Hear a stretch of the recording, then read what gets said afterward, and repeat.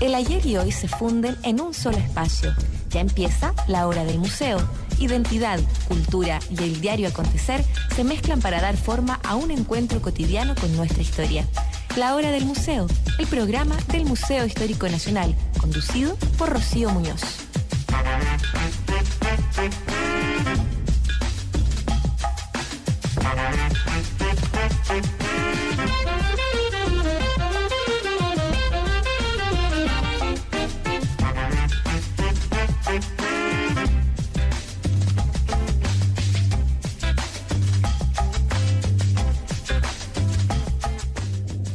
Bienvenidos, nos está escuchando aquí en la 94.5 FM y ya estamos en este jueves acompañándoles aquí en Radio Universidad de Santiago. Yo les extiendo la invitación para que estén visitando la página web del Museo Histórico Nacional, que es museohistóriconacional.cl, y puedan revisar ahí las actividades que están programadas para este verano. Hay visitas guiadas, talleres, y está abierta, por supuesto, la muestra Memoria Profunda, que indagan en la historia con los vínculos sindicales de los trabajadores de la construcción, en particular de los alcantarilleros de Santiago. El día de hoy vamos a estar conversando de historia, pero desde un punto de vista un poco diferente.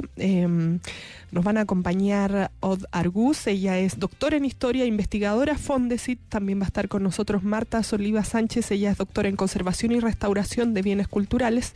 Con ella vamos a estar conversando de la historia del papel sellado, de los documentos notariales, judiciales, verdaderos, vamos a decir, cómo surge esta idea, ¿no?, de ponerles timbres, de poner firma, de hacer estos papeles oficiales. Les cuento que en 1640 se comenzó a ocupar aquí en el Reino de Chile este papel sellado, ¿no? Se dio la orden para que aquí circulara el papel sellado. Yo les voy a ir compartiendo el día de hoy, además, a través del Twitter, este sello de los primeros papeles oficiales en Chile. Esto forma parte de una investigación Fondesit, de la cual vamos a conversar el día de hoy. Vamos a hablar de cómo se conserva el papel, cómo era el papel entonces, bueno, todo esto, por qué se necesitó que dar esta referencia de que era un documento oficial, verídico. Todo esto lo vamos a abordar el día de hoy con nuestras invitadas. Antes de empezar la entrevista, los vamos a dejar con música y enseguida regresamos.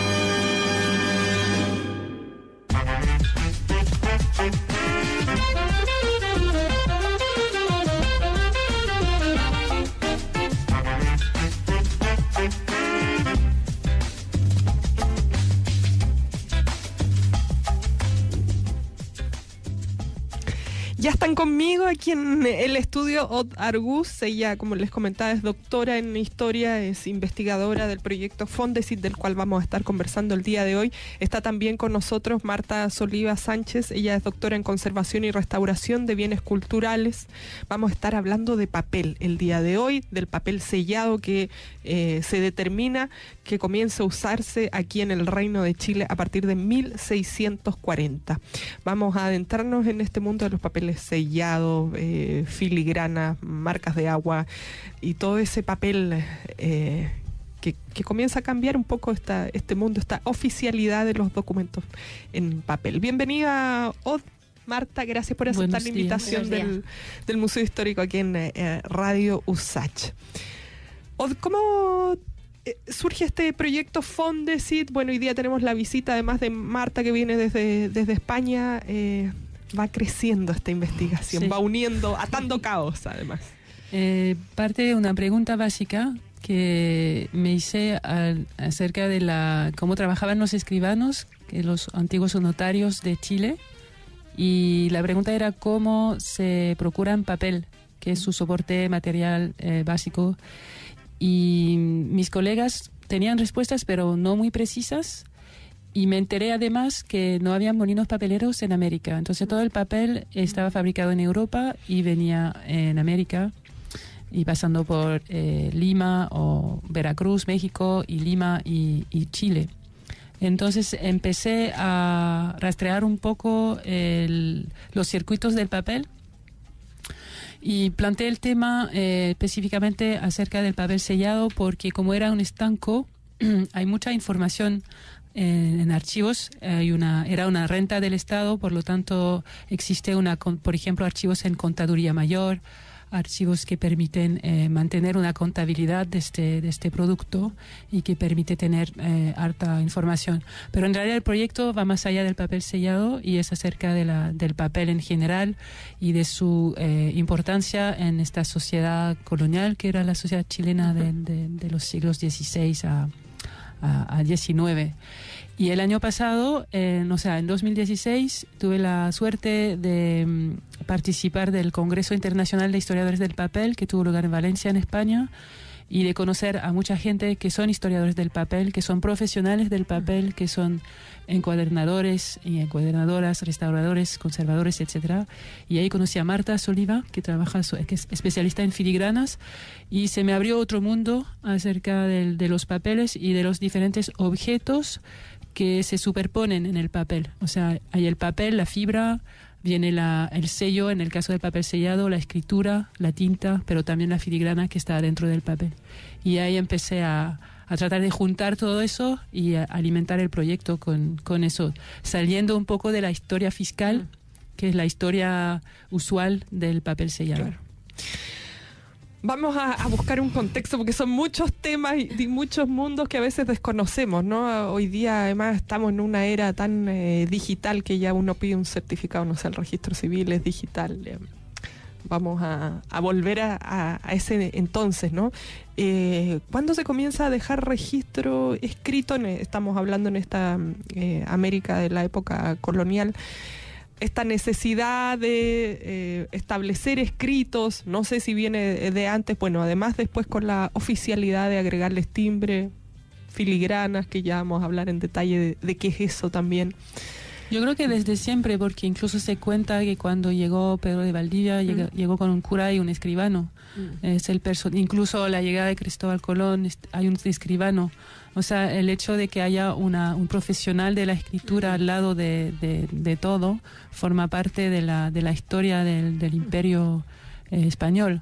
Entonces forma parte, porque forma parte de la cultura occidental. Entonces la costumbre de registrar y dejar por escrito muchas cosas, yo diría desde casi, no siempre, pero hace mucho tiempo. Y los escribas, por ejemplo, en Egipto existían, entonces es como una cosa muy, muy antigua. El mundo chino, el mundo árabe y después pasa a Occidente. Bueno, hay culturas que dicen la palabra vale todo, ¿no? Es honorable, entonces sí. Entramos en esta necesidad de dejar por escrito y firmado o timbrado. Sí, eso va, con el tiempo se va afinando las técnicas. Por ejemplo, pero la introducción del papel sellado, que es a mediados del siglo XVII en el mundo español, es por necesidad financiera de la corona, que necesita plata. Entonces es un impuesto para que entre plata, dinero en las cajas reales. Y efectivamente escogen como impuesto a una práctica muy común y corriente, que eran las escrituras públicas. Todas las escrituras públicas tenían de ahora en adelante que hacerse en papel sellado. Y es un papel especial, o sea, es un papel que está fabricado por molino papelero, pero que recibe un sello especial, que está hecho con una fecha, un precio y un escudo del rey. Y eso, a partir de ahora en adelante, es como que es donde se deben escribir las escrituras oficiales. Pero encontramos muy a menudo la mención a falta de papel sellado, que faltaba papel sellado, por lo menos en Chile. Lo que en la investigación hemos visto que no fue así, no faltaba el papel sellado. Lo que faltaba era su distribución, porque era un producto caro. Entonces, pero el papel llegaba a Chile, estaba almacenado en las tiendas.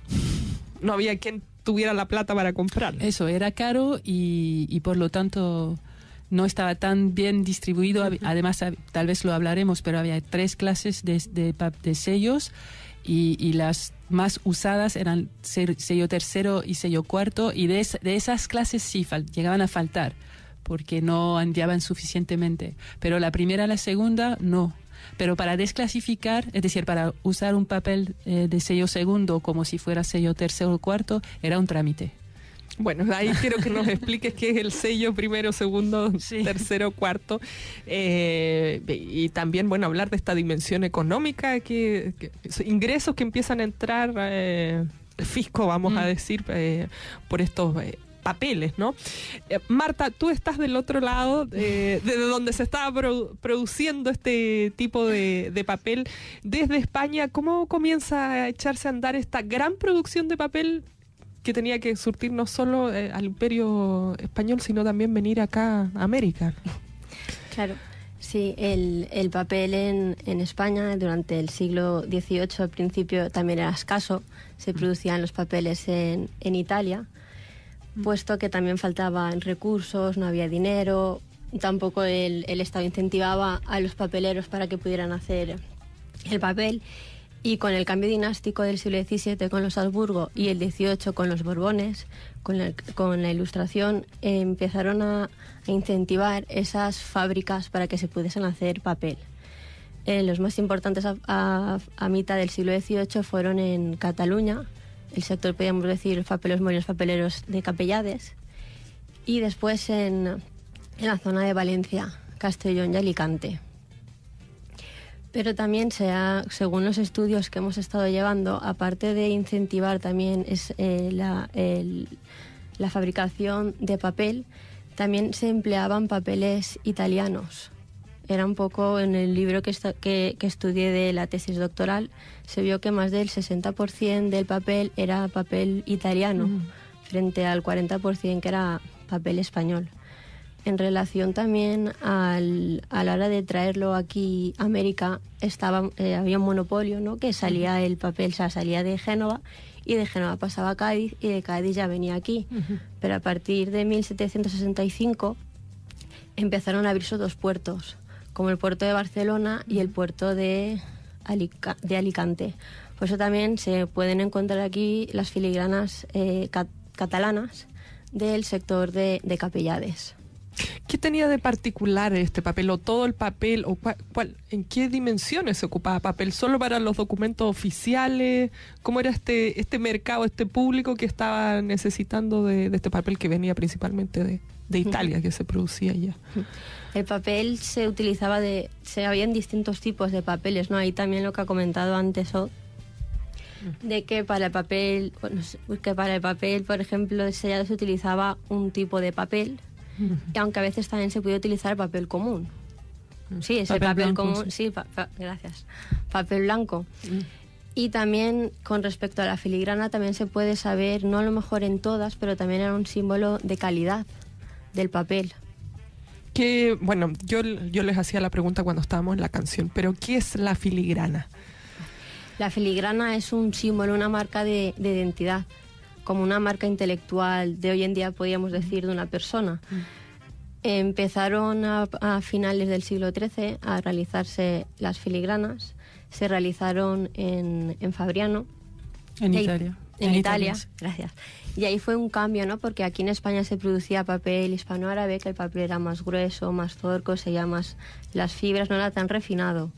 Y los italianos empezaron a machacar más las fibras, a hacer el papel más refinado, y ahí introdujeron la filigrana, que se realiza, es un hilo de alambre o de latón, donde realizan una figura y la cosen. Bueno, a la hora de realizar el papel, ¿no? Se hace mediante una forma que podríamos decir que tiene una tela metálica, ¿no? Con unos puntizones y unos corondeles, y en esa forma se cosía con un hilo de alambre la filigrana, o sea, el dibujo que el molino papelero quisiera poner, que a veces era identidad. Ese era, digamos, el molde que se va a aplicar, o el sello que se va a aplicar a una resma, diríamos hoy día, de Porque papel. La hoja de papel se hace con lo que se llama una forma, que es como una reja de... Como un marco de un cuadro, un bastidor. Claro, un bastidor. Y es como que le cosen como una mosquitera, podríamos decir, ¿no? Que tiene. Sí. Y luego encima se pone otro marco para poder determinar la medida de la hoja y para que no se escape. Entonces se metía en una cubeta agua con pulpa, que la pulpa antiguamente se hacía con trapos que estaban almacenados, machacados, y de ahí se iban deshaciendo. De ahí que también el papel antiguo es blanco, a diferencia del papel hoy en día, que es más tosco, porque la materia prima es la madera, con la lignina, que eso hace que sea más oscuro. Y una vez allí teníamos la cubeta con el agua y la pulpa, cogíamos el bastidor, se sumerge dentro, y al sacar el agua cae hacia abajo y la pulpa se queda en la rejilla. Y al estar el dibujo de la filigrana con el alambre en la rejilla, ahí se pone menos pulpa. Entonces, cuando el papel está seco, se puede coger, se pone el trasluz, y es como que la luz pasa a través de ese papel, y como ahí se deposita menos cantidad de pulpa, se puede observar perfectamente, o sea, el dibujo. Una producción hoja por hoja. Sí, es una producción hoja por hoja. De ahí viene entender cuán caro podía ser el papel entonces. Sí. Era caro por eso, pero también en los molinos papeleros eran industrias. O sea, había mucha gente que trabajaba y tenía una capacidad de producción de miles de hojas diarias. Así que igual había también recursos humanos para producir papel. Porque hoy día uno, si quiere poner un sello de agua, digamos, tienen un timbre a presión. Sí, es distinto, sí, como un tampón que... Eso sería, pues, podríamos decir, es otro tipo de filigrana, pero la filigrana esta se realiza una vez ya está después realizado el papel. Claro. En la filigrana antigua se realiza in situ, al mismo tiempo que se realiza la hoja de papel. ¿Y qué decían esta filigrana? ¿La marca, el lugar, la ciudad, esta industria que estaba produciendo el papel, o era algo más vinculado con la corona? Había un poco de todo. Al principio son símbolos de los mismos fabricantes, o incluso una persona que quería realizar un tipo de papel para encuadernar un libro concreto podía ir al fabricante y decirle: quiero que me hagas este símbolo de filigrana. Copia mucho de la heráldica. Por ejemplo, nos podemos encontrar el escudo de Génova, que es exactamente igual que cuando apareció en el primer periodo bienale en el siglo XVI. La moneda de Génova, tú ves el escudo con el óvalo, con la cruz, y luego a los lados 2 grifos y arriba la corona. En la filigrana se reproduce el mismo dibujo, y abajo, por ejemplo, ponen 2 círculos, y ahí empiezan a meter iniciales. Iniciales que pueden ser del mismo fabricante, incluso números, que los números también te pueden indicar la calidad del papel. Y luego ya más va evolucionando, ¿no? Empieza en la Edad Media, que es un dibujo muy simple, y luego a partir del 18 la filigrana ya es más grande, está mucho mejor desarrollada, es más meticulosa.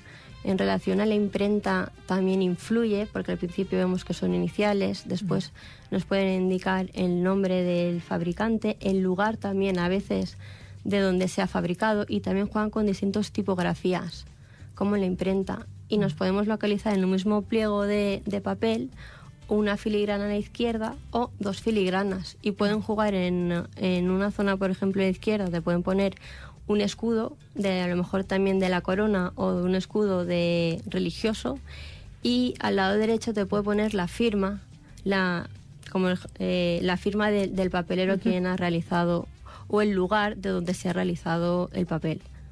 ¿Y este papel servía para hacer libros también o únicamente era para uso, digamos, oficial de las autoridades? Era para todo, porque los fabricantes de papel el circuito del papel sellado son solo papeleros que son lo que se llaman asentistas de la corona.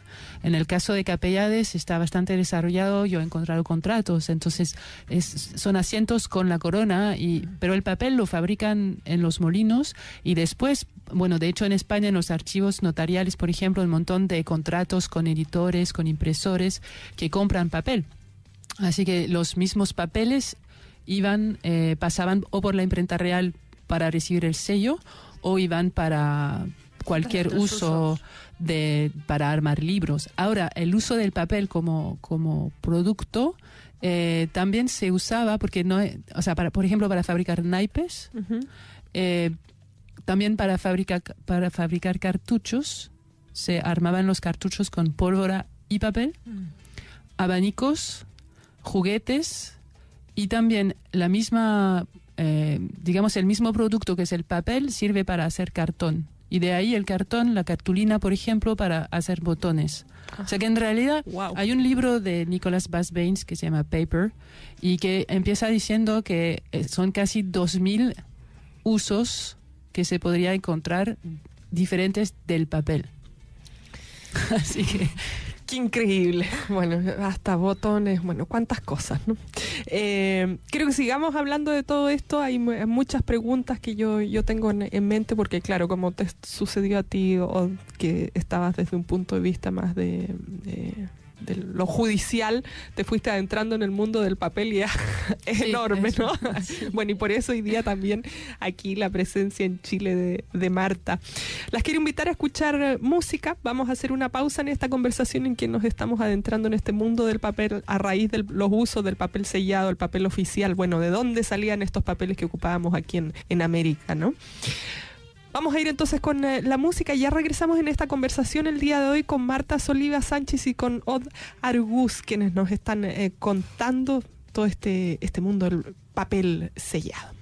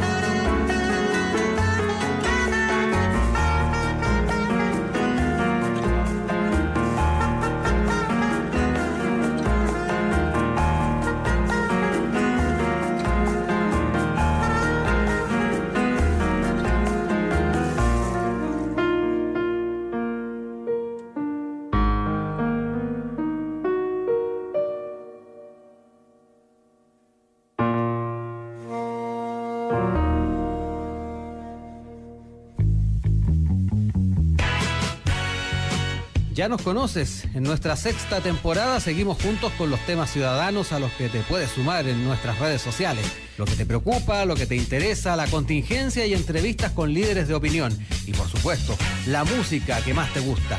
Todo en la 94.5 FM a las 17 horas, en Sin Tacos ni Corbata.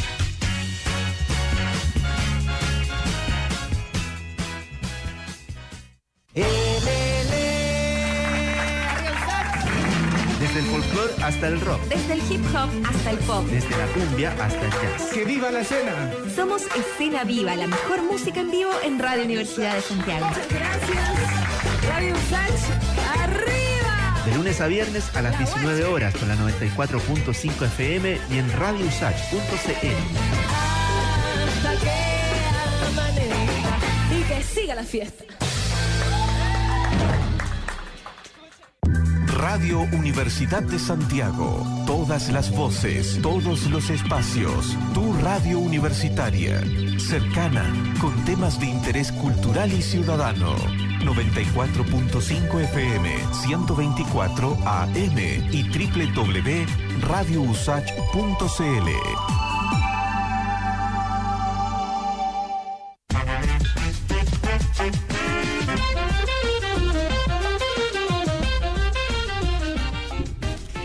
Estamos de regreso conversando con Od Argus. Yo les contaba que ella es doctora en historia investigadora, el proyecto Fondesit sobre papel sellado, el mundo del papel. Bueno, era lo que estábamos descubriendo hace un rato. Y Marta Soliva Sánchez, ella es doctora en conservación y restauración de bienes culturales de la Universidad Politécnica de Valencia. Está aquí Marta en Chile, justamente como parte de esta investigación y dando algunas charlas aquí en Santiago sobre la filigrana, que era lo que nos estaba contando recién Marta, ¿no? Que era este sello y de esta producción de papel uno por uno, pero como bien nos decía Od, era mucha gente trabajando para producir miles de hojas al día. De eso, su llegada a América. ¿Cómo empieza a hacerse este papel tan especial, llegar a América? Bueno, ¿y con qué te has encontrado tú aquí también de esos papeles antiguos que se producían? ¿Dónde están aquí en Chile todavía esos documentos? Todos los papeles que encontramos en los archivos de la época colonial vienen de España o de Italia o de Francia, porque como comentaba no había molino papelero en América, entonces en cualquier volumen del Archivo Nacional Histórico, los papeles que están vienen de Europa. ¿Cómo transitan? Desde el molino papelero, los que reciben el sello transitan por la imprenta real que está en Madrid. Habían otras, pero terminan por una sola imprenta real en Madrid, donde reciben el sello y están empaquetados por pliegos en manos en resmas. 25 pliegos hacen una mano, 20 manos hacen una resma. Entonces, una resma son 500 hojas de papel.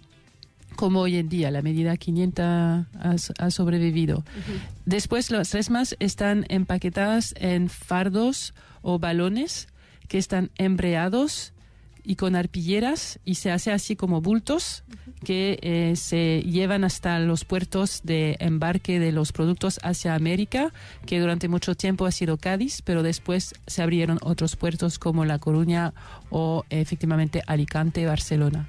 Y de ahí se van con las rutas comerciales hacia América, hacia México por una parte, que son los dos virreinos, ¿no?, de México y Lima, uh-huh. Y después se distribuyen. Llegan a Chile por barco. Mayormente desde Callao vuelven a Valparaíso y ahí se desembarcan como cualquier otro producto. De hecho, viajan con otros productos que pueden ser trapos, seda, que sea, ropa, textiles, y después llegan hasta Santiago, donde el tesorero del papel sellado se supone que en su tienda, en su almacén, tiene todos los papeles y empieza a hacer la distribución a los que necesitan este papel, que son mayormente los escribanos. Estamos hablando del papel sellado, de los escribanos, secretarios, procuradores, abogados, jueces, todas las personas que supuestamente tienen que escribir sobre papel sellado. Eso es el circuito normal, oficial. Ahora, otros circuitos de distribución del papel que no fuera el sellado hay, porque transita como cualquier producto, por ejemplo, entrando en América por Buenos Aires. Y ahí es la ruta Buenos Aires, Córdoba, Mendoza, San Felipe, por ejemplo. Pude revisar un registro de la ciudad de San Felipe de 1785 y ahí se ven todos los productos que transitan, entre los cuales hay papel.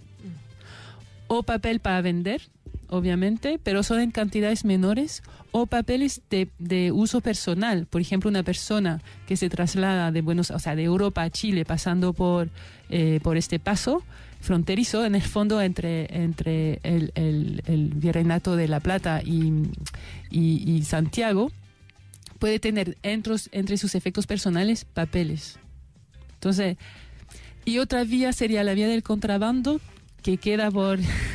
También por había contrabando de papel. Seguramente había, el tema ha sido poco investigado, la verdad es un tema súper interesante, pero es más complicado investigarlo porque obviamente el contrabando es un poco más oculto, entonces habría que revisar. Los archivos que yo he revisado aquí que tratan de contrabando no se trata de papel, sino de textiles, de ropa que entra de manera fraudulenta.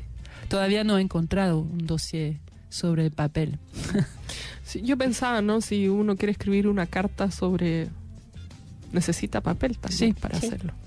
Sí, de hecho, en las tiendas, me imagino que tal vez en las pulperías, pero no he visto registros de productos que se vendían, pero sé que en España, por ejemplo, los estanqueros que vendían papel y papel sellado también vendían azúcar, jabón, era un producto, entre otros.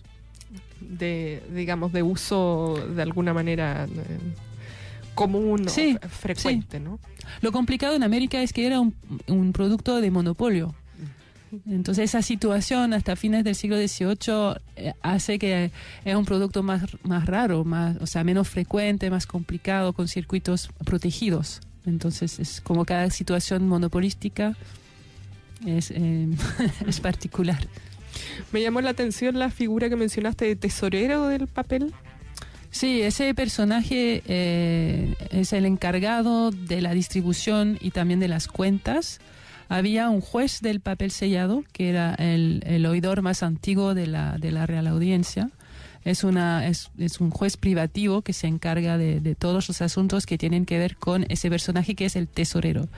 El tesorero del papel sellado compra su oficio en remate y está a cargo por su patrimonio personal de las cuentas. O sea, cada 2 años tiene que rendir cuentas, como nosotros con Fondesit, es lo mismo. Y tiene que rendir cuentas, y si hay un desfase entre el cargo y data, o sea, entre entradas y salidas, tiene que justificarlo con las notas aclaratorias de la época, o si no, tiene que reembolsar lo que falta. Y ocurre que en Chile hay un personaje importante que se llamaba Ignacio de los Olivos, que era tesorero del papel sellado y también correo mayor. Y mi colega José Araneda Riquelme ha investigado sobre los correos de Chile.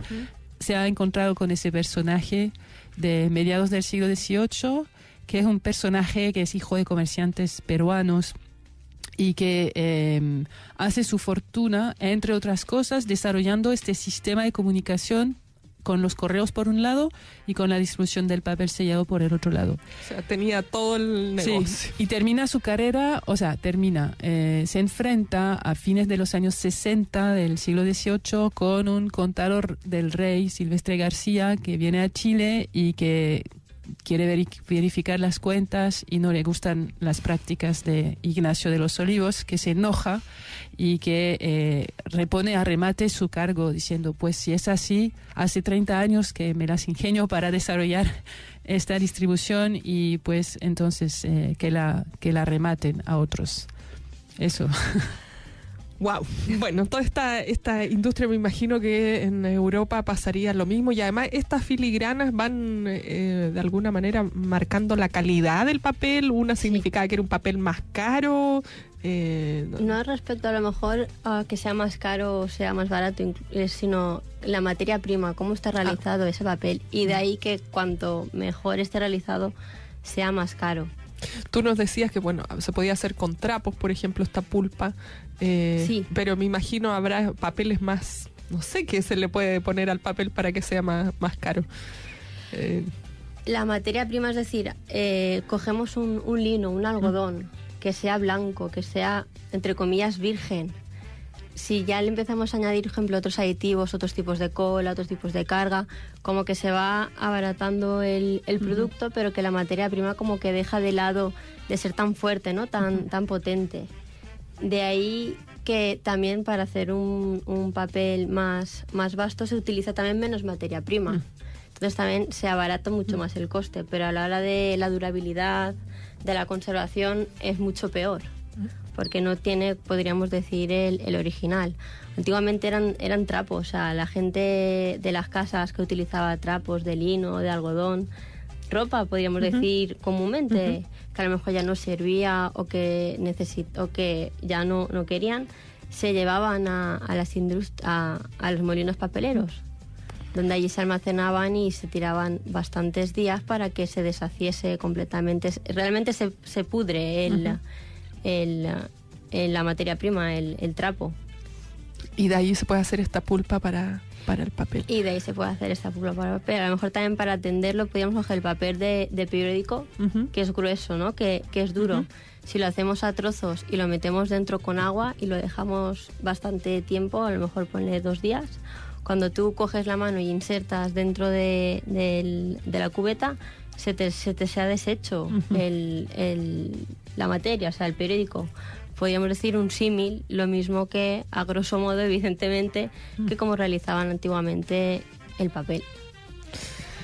Bueno, es interesante saber todo esto que se movía detrás del papel, que era no simplemente, que uno no piensa, simplemente uno ocupa una hoja, y si es que está todavía el uso de las hojas y no sabe toda esta industria, personas, autoridades que había detrás, y estos monopolios que nos contaba recién Od aquí, hablando de estas figuras que eran necesarias y bueno, de estas personas que tenían a cargo el negocio completo, no solo el papel, sino también todo lo que se pudiera, la logística del papel, por así decirlo.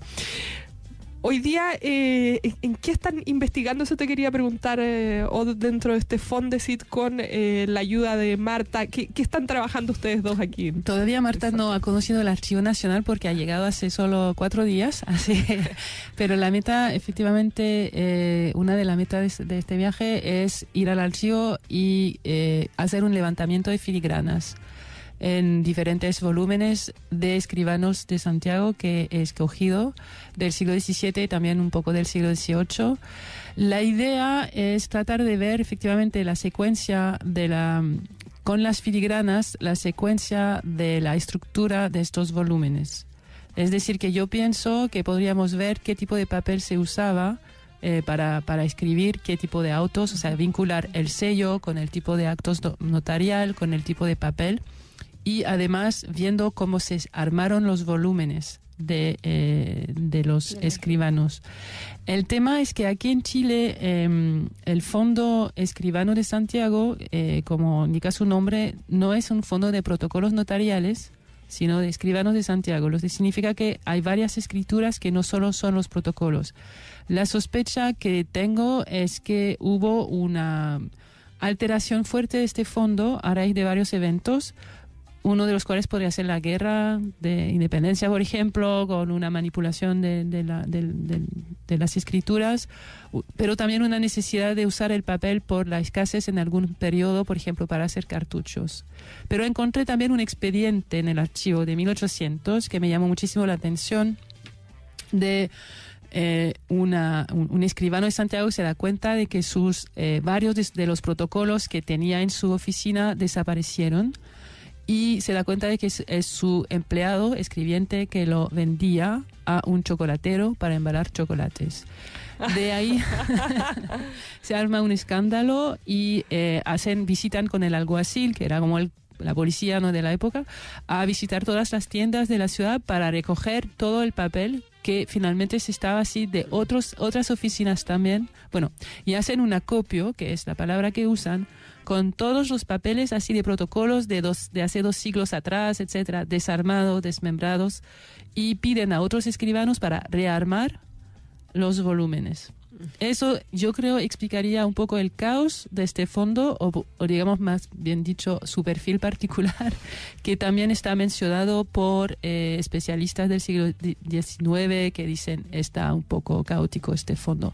Y yo creo que con el análisis de las filigranas podríamos encontrar alguna lógica de la secuencia de cómo se armaron los volúmenes. No sé si me explico, de la idea que la filigrana es un objeto que está incorporado al papel, que permite conocer más datos sobre el papel, su procedencia, el origen, etcétera, etcétera, pero también el uso que hacía eventualmente el escribano, que se supone tenía un estante con todos sus papeles. A mí me interesa saber dónde guardaba el papel, cómo lo usaba, si lo recibían en cuadernos prehechos o si él tenía que armar los cuadernos, etcétera, etcétera. Es realmente un estudio de la materialidad de este oficio de notario, que también la tinta es otro tema que es muy interesante, si tenían un escritorio, si tenían una silla, o sea, cómo trabajaban. Eso ha sido documentado, pero no con mucha precisión. También tiene que ver con una historia de la burocracia, de alguna forma, pero una historia material, ¿no? He encontrado quejas de secretarios que se quejan de sus condiciones de trabajo, por ejemplo, describiendo las horas que pasan estando en el frío. Además, aquí en Chile hace frío en invierno, entonces se quejan de que las ventanas no cierran, de que se resfrían sus empleados y por lo tanto no pueden trabajar. Entonces, eso está de las filigranas hacia las condiciones de trabajo. Yo creo que con un levantamiento de filigranas podríamos entender cómo están armados estos volúmenes y entender mejor cómo trabajaban esos personajes. Qué increíble, todos estos aspectos que son necesarios investigar y cómo se van uniendo las piezas de esta gran investigación. Tengo algunas preguntas que me quedé pendiente de preguntarte, Od, del bloque anterior sobre estos sellos primero, segundo, tercero, cuarto. Y también tengo una pregunta de Twitter que te quiero compartir. Pero bueno, hay en teoría 4 clases de sellos, primero, segundo, tercero, cuarto. Y cada sello corresponde, en teoría, según la normativa, la ley, ¿no?, a un tipo de actos oficiales. Por ejemplo, los sellos primeros se usan para las reales cédulas, las pragmáticas, etcétera. Sellos segundos se usan para actos un poco menos oficiales, pero también he encontrado testamentos, por ejemplo, en sello segundo. Tercero y cuarto son los más usuales.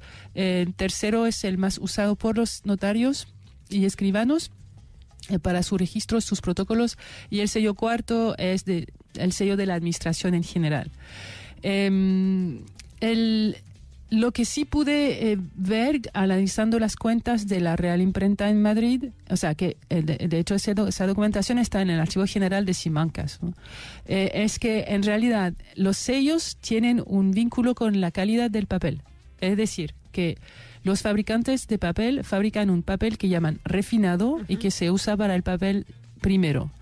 Papel florete se usa para el papel segundo, el sello segundo, y el ordinario para tercero y cuarto. Entonces hay un vínculo directo entre la calidad del papel y el tipo de autos al final que se hacen, y también el precio, porque el primero es el más caro.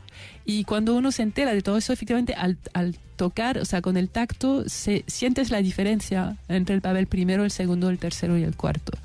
Entonces, y bueno, ahí también de vincular la calidad del papel con sus usos oficiales. Pero es como hoy en día, si tú quieres hacer un diploma, por ejemplo, los diplomas están en un papel más espeso, más bonito. Claro. Es lo mismo, más o menos. Bueno, y hoy día la cantidad de sellos también va, va subiendo el precio. Bueno, hay muchas cosas que quisiera que nos contaran más, tanto con Marta, contigo, pero ya no nos queda nada de tiempo. Voy a leerle una de las preguntas que nos hacen en Twitter. Nos dice Simone Malachini, muy interesante la investigación, quería saber si se extiende también al siglo XIX, incluyendo la primera fábrica de papel en Chile. El proyecto en sí no, porque tenía que poner fechas, si no es imposible. El proyecto, las fechas oficiales son 1640, 1617, porque había que poner, 40 porque se introduce el papel sellado en América, pero 17 porque había que poner un fin, pero obviamente que sigue el uso del sello y del papel. No, sería otra investigación. pero que alguien se anime. Hay mucho trabajo por hacer. Sí, hay mucho trabajo. Bueno, todo este mundo que hemos apenas entrado el día de hoy. Les quiero agradecer Muchas gracias. y Marta por haber estado aquí, sobre todo haber hecho espacio en esta agenda que me imagino siempre es apretado de los tiempos para investigar. Bueno, y que te vaya muy bien en el archivo. Gracias. Gracias. Descubriendo estos documentos. Gracias por haber venido a compartir con nosotros. Nos despedimos aquí de Marta Soliva. Ella es doctora en conservación y restauración de bienes culturales, viene desde la Universidad Politécnica de Valencia, y Od Argus, ella es doctora en historia y está realizando esta investigación Fondesit en este gran océano del papel. Como veíamos, nos decía recién la delimitación del tiempo, ¿no? A partir de 1640 y hasta 1817 era. Sí, pero no, los límites no son tan no así son tanto, rígidos. pero no abarcaba esto que ya se empieza a producir en Chile, el papel, ¿no? Nos despedimos con música, alcanzamos, sí, y nos volvemos a encontrar mañana, como siempre, desde las 11.